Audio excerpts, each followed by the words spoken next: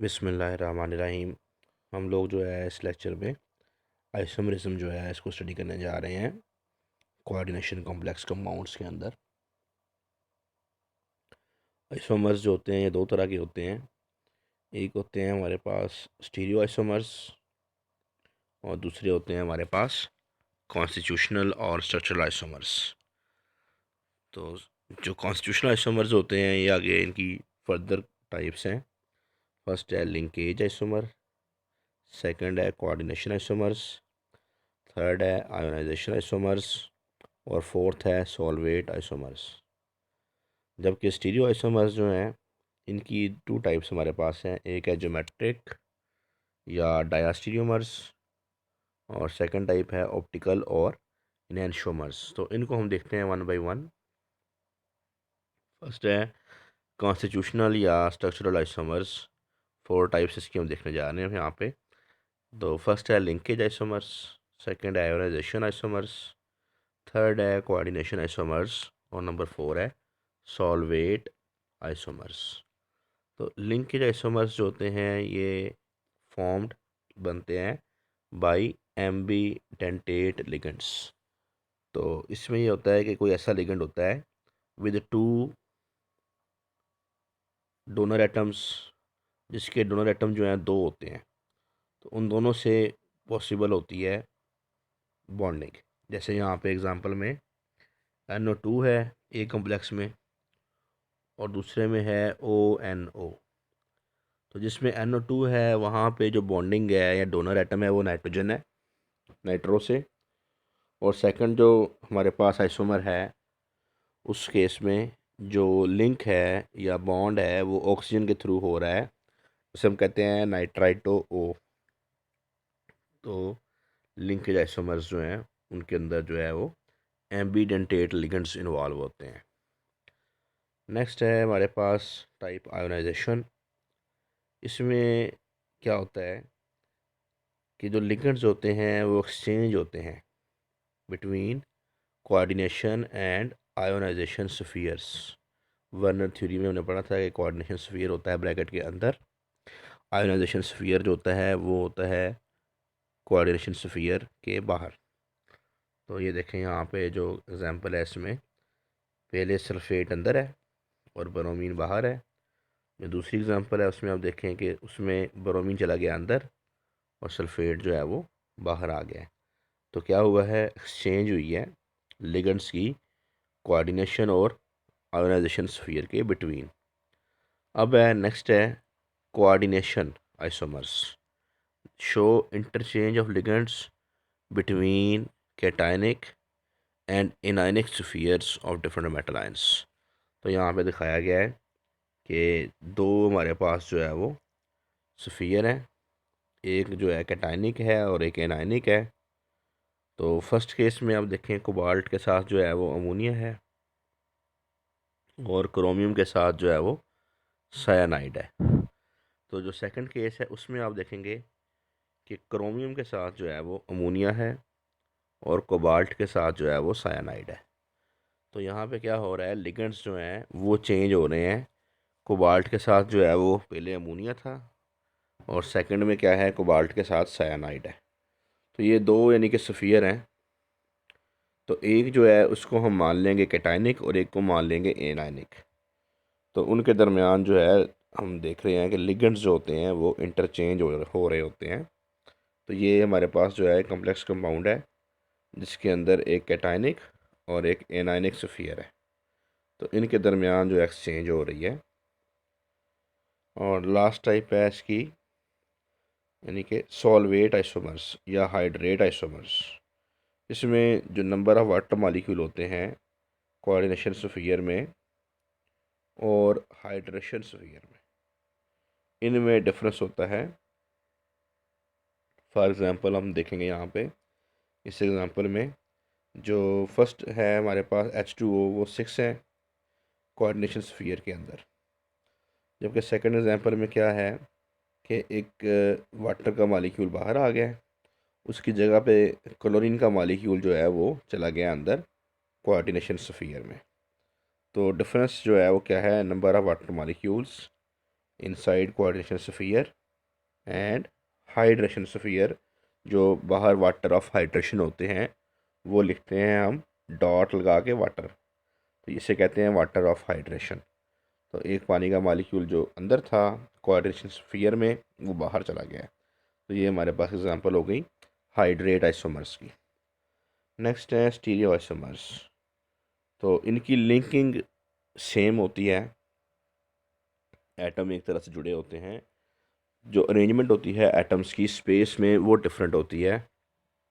और इनकी दो टाइप्स हैं, एक को हम कहते हैं ज्योमेट्रिक आइसोमर्स या डायस्टीरियोमर्स, और सेकंड को हम कहते हैं ऑप्टिकल आइसोमर्स या एनेंटियोमर्स। तो एनेंटियोमर्स जो होते हैं ये होते हैं non super imposable mirror images of each other. तो एनेंटियोमर जो होता है इसमें डिफरेंस क्या है कि जो हमारे पास एनेंटियोमर्स हैं ये कायरल होते हैं। कायरल का मतलब है कि ये ऑप्टिकली एक्टिव होते हैं, जबकि जो डायस्टीरियोमर होते हैं ये ऑप्टिकली इनएक्टिव होते हैं। तो ज्योमेट्रिक आइसोमर्स या डायस्टीरियोमर्स को हम देखते हैं, ये हमें नज़र आते हैं हेट्रोलेप्टिक कॉम्प्लेक्सेस में। तो हमने पढ़ा था कि होमोलेप्टिक और हेट्रोलेप्टिक लेप्टिक कॉम्प्लेक्सेस होते हैं।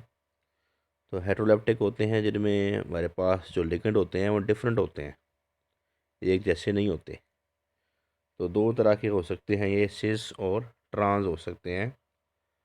तो अगर सेम लिगेंड्स हैं ऑन वन साइड तो उसे हम सिस कहेंगे, अगर सेम लिगेंड्स हैं ऑन अपोजिट साइड तो उसे हम कहेंगे ट्रांस। तो ये कहाँ पे हमें नज़र आ सकता है, ये नज़र आ सकता है स्क्वायर प्लेनर कॉम्प्लेक्सेस के अंदर और ऑक्टाहेड्रल कॉम्प्लेक्सेस के अंदर। स्क्वायर प्लेनर कॉम्प्लेक्सेस के केस में कोऑर्डिनेशन नंबर 4 होता है और ऑक्टाहेड्रल कॉम्प्लेक्सेस के केस में कोऑर्डिनेशन नंबर 6 होता है। तो सिस्टर्स आइसोमर्स हम देख रहे हैं अब स्क्वायर प्लेनर कॉम्प्लेक्सेस के अंदर। तो यहाँ पे इन्होंने दिखाया है, फर्स्ट है Ma2B2 और Ma2BC टाइप्स। तो ABC जो है ये क्या है, ये मोनोडेंटेट लिगेंड है। तो एग्जांपल से ये क्लियर हो जाएगा। अब देखें ये प्लाटिनम है और इसके साथ जो है वो दो अमोनिया है और दो क्लोरीन है। दोनों क्लोरीन एक साइड पे हैं तो सिस आइसोमर हो गया। अगर दोनों क्लोरीन अपोजिट साइड पे हैं तो वो हो गया ट्रांस आइसोमर। ऐसे अब जो नेक्स्ट हमारे पास एग्जांपल है, इसमें हमारे पास दो क्लोरीन अगर सेम साइड पे है तो सिस, अगर अपोजिट साइड पे है तो ट्रांस। तो ये जो सिस आइसोमर है यहाँ पे जो शुरू में लिखा गया है फर्स्ट वाला जो है, इसको हम कहते हैं सिस आइसोमर जो है, ये इसे हम कहते हैं सिस प्लाटिन। ये साइकोलॉजिकली एक्टिव है, पोलर यानी कि है विद नॉन ज़ीरो डाइपोल। तो इसका डाइपोल जो है वो नॉन ज़ीरो होता है। जबकि जो ट्रांस आइसोमर है फिजियोलॉजिकली एक्टिव का मतलब होता है कि ये बॉडी के अंदर जो है वो एक ख़ास रोल प्ले करता है, एंटी कैंसर दवाई के तौर पर इस्तेमाल होता है। जबकि ये वाला जो है ट्रांस आइसोमर जो है ये बॉडी के अंदर जो है वो कोई यानी कि इसका कैंसर के ऊपर कोई इसका इफेक्ट नहीं होता। तो जो ट्रांस आइसोमर है ये बॉडी में इनएक्टिव है, यानी इसका असर नहीं होगा। जबकि सिस आइसोमर जो है ये एंटी कैंसर ड्रग के तौर पे इस्तेमाल होता है। तो यानी इसका मतलब हुआ कि जो है वो सिस और ट्रांस होने से फ़र्क पड़ता है प्रॉपर्टीज़ के ऊपर, बॉडी के अंदर फिजियोलॉजिकल जो है वो एक्टिव है कि नहीं। अब है ऑक्टाहेड्रल कॉम्प्लेक्सेस और इसमें जो टाइप है जो हम पहले देखेंगे वो है Ma4B2, यानी लिगेंड्स जो हैं वो दो जो लिगेंड हैं वो एक जैसे हैं। तो भी एग्ज़ाम्पल में देखते हैं हम लोग, यहाँ पे क्लोरीन अगर पास पास है, यहाँ पे ये दोनों क्लोरीन जो हैं ये 90 डिग्री के एंगल पे हैं, आपस में इनका एंगल 90 डिग्री का है। तो ये हो गए हमारे पास सिस आइसोमर। बाकी जो है सारे चार एक तरह के हैं, तो उससे हमने कह दिया A4 और B2। तो इस केस में जो क्लोरीन है ये 180 डिग्री के एंगल पे है, इसे हमने कह दिया ट्रांस है आइसोमर, ट्रांस आइसोमर कह दिया। नेक्स्ट जो है वो हम देखते हैं कि क्लोरीन और ब्रोमीन जो है एक साइड पे है, तो ये हो गया सिस आइसोमर। क्लोरीन ब्रोमीन एक दूसरे से 180 के फासले डिस्टेंस में है, तो ये हो गया ट्रांस। अब ये क्लोरीन दोनों 90 डिग्री के एंगल पे हैं, तो सिस हो गया। और ये दोनों क्लोरीन जो है ये एक दूसरे से 180 डिग्री पे हैं, तो ये हो गया हमारे पास ट्रांस आइसोमर। अब नेक्स्ट है ऑप्टिकल आइसोमर्स के बारे में, जो कि non super imposable mirror images होते हैं एक दूसरे के, इनको हम एंशोमर्स कहते हैं। और ये कायरल होते हैं, इनकी प्रॉपर्टीज सारी आइडेंटिकल होती हैं, सिर्फ इनमें फ़र्क क्या होता है, in there response to the plane polarised light.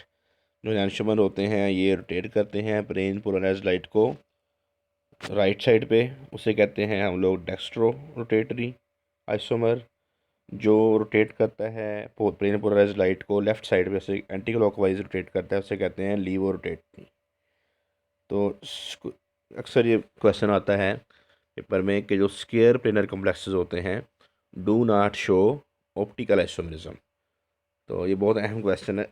इसका जवाब है कि जो स्केयर प्लेनर कॉम्प्लेक्सेस होते हैं वो एंशोमर्स या ऑप्टिकल आइसोमर यानी कि शो नहीं करते, क्योंकि दे हैव मिरर प्लेन, कि इनके अंदर मिरर प्लेन होती है एंड एक्सिस ऑफ सिमेट्री होता है, यानी कि इनके अंदर सिमेट्री के दो एलिमेंट्स आ जाते हैं, एक आ जाती है मिरर प्लेन और दूसरी चीज़ आ जाती है एक्सिस ऑफ सिमेट्री। तो अगर ये दो कोई भी यानी एक भी यानी कह लेंगे यहाँ पे ये दोनों जो है इनकी वजह से जो हम लोग कहते हैं कायरल होना जो है वो पॉसिबल नहीं है। तो एग्जांपल्स में यहाँ पे दिखाया गया है फर्स्ट एग्जांपल में कि ये जो हमारे पास है, तो इस केस में ये जो फर्स्ट है ए कह लें इसको, इसको उठा के हम बी पे रखें तो ये डिफरेंट है। तो मिरर यानी मिरर इमेज यानी कहने का मतलब है कि मिरर इमेज हम इसको एक दूसरे के मिरर इमेज ये हैं और ये एक दूसरे के नॉन सुपर इम्पोजेबल हैं। लेकिन इनके मुकाबले में ये यानी कि हमारे पास था फर्स्ट केस। अब सेकंड केस देखते हैं हम लोग, ये वाला सेकंड केस। इसमें आप देखें कि ये वाले का ये वाला जो है, ये जो है इसका ये मिरर इमेज है और एक दूसरे के ऊपर उठा के हम इसको रखें तो ये नॉन सुपर इम्पोजेबल हैं। लेकिन इसी का जो ट्रांस है वो आप देखेंगे ना तो उसके अंदर पॉसिबल, यानी कि वो जो ट्रांस वाला है ना उसके दो, यानी कि ट्रांस वाले के डी और एल नहीं है, ट्रांस जो है इसका डी और एल पॉसिबल नहीं है, क्योंकि ये जो है ना ये देखें ये आ गया है इसमें सिमिट एक्सिस ऑफ सिमेट्री आ गया है, इस वजह से इसमें डी और एल नहीं होंगे, सिस के अंदर होंगे। तो ये जो हमारे पास इस यानी ये दोनों सेम है, ये सिस है और ये ट्रांस है ज्योमेट्रिकल आइसोमर्स। तो ट्रांस के ऑप्टिकल आइसोमर्स नहीं है, सिस के जो है वो दो non super imposable mirror images यहाँ पे पॉसिबल हैं। तो इस वीडियो में यहाँ तक कि आप लोगों का बहुत शुक्रिया। अल्लाह हाफ़िज़।